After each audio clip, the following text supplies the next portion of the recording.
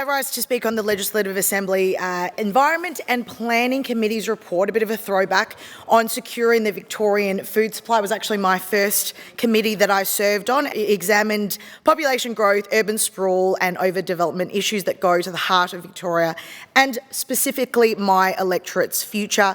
It examined and looked at, and there were findings around the Green Wedge.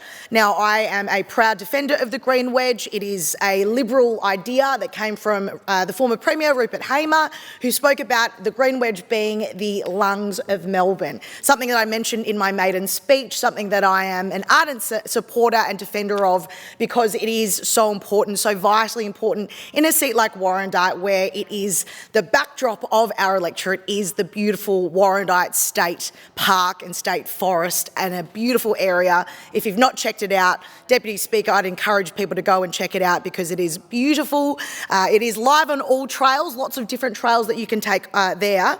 And it's to that end that I rise to speak about this committee report today, given that parts of the electorate are in these bushfire-prone areas because of the state forest, because we do have large acreages, and because it is a peri-urban, what's considered a peri-urban area. And in fact, there was a fire there yesterday in my electorate on Tindals Rd in Warrandyte. And this is why it is so pertinent that we look at these matters and we examine them, because these are areas that are at bushfire risk.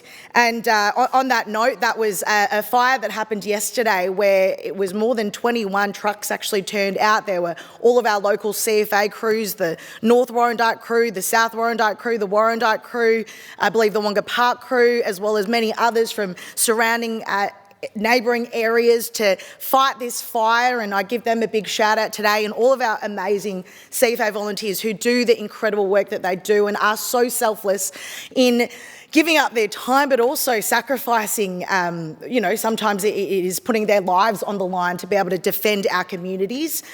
It was, in this instance, a grass and brush fire that could have escalated and gotten much worse if it had not been for the responsiveness of Captain Will Hodgson. So I thank our local community and all of our local CFAs for their work there. And this is why I will always stand with my community. All of these findings that we have and all of these committee reports that look to defend the Green Wedge and defend these environmental areas from overdevelopment, this is why I stand with my community. We have to consider these risks. We have to consider the bushfire risk zones, these environmental protections. They are there for a reason. This is why we don't densify the area with population, because it is at risk of bushfires. And I will defend my community and their right to be consulted and to have a say. I will fight for appropriate development and to fit in with neighbourhood character.